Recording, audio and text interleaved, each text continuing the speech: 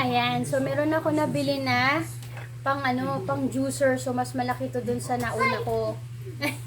Teka lang. Hello, hello. Hello. Ayan, meron na naman akong dito. Anyway, so ayan, nabili ko juicer. Ito yung dito natin. Close mo, close.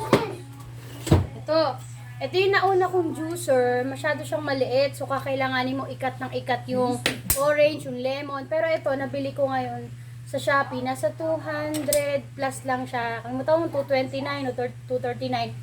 Ganyan. Tapos, ang mangyayari is kakat mo lang to sa dalawang piraso. Sa isa, dalawa. Tapos, i-juice ko na.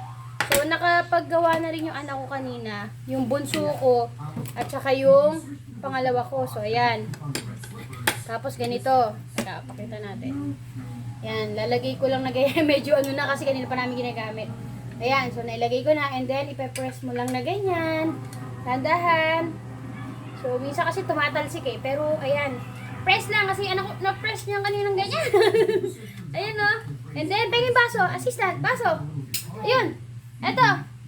Yan. Oh, diba? Ay, meron pa. So, pipigayin ko pa ulit. Para meron pa akong makatas. Huwag nyo na lang sagad kasi minsan baka lumasa yung balat. Pero ayan oh. Oh, di ba? So healthy. Ang ginagawa lang namin. So ito po pala. Sige. O, ikaw naman ang nakamag Ikaw naman ang magpiga. Sige, go. Teka.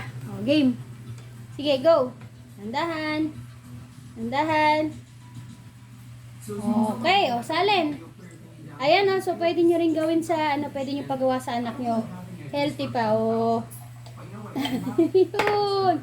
Ayan, so ang ginagawa namin is nilalagyan namin ng konting sugar and additional na water para, syempre, hindi masyadong maasim, ganyan. Pero ayan, di ba?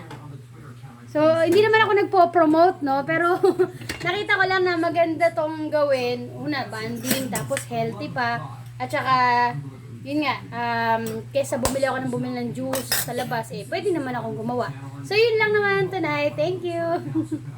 Bye ka na, bye. Bye.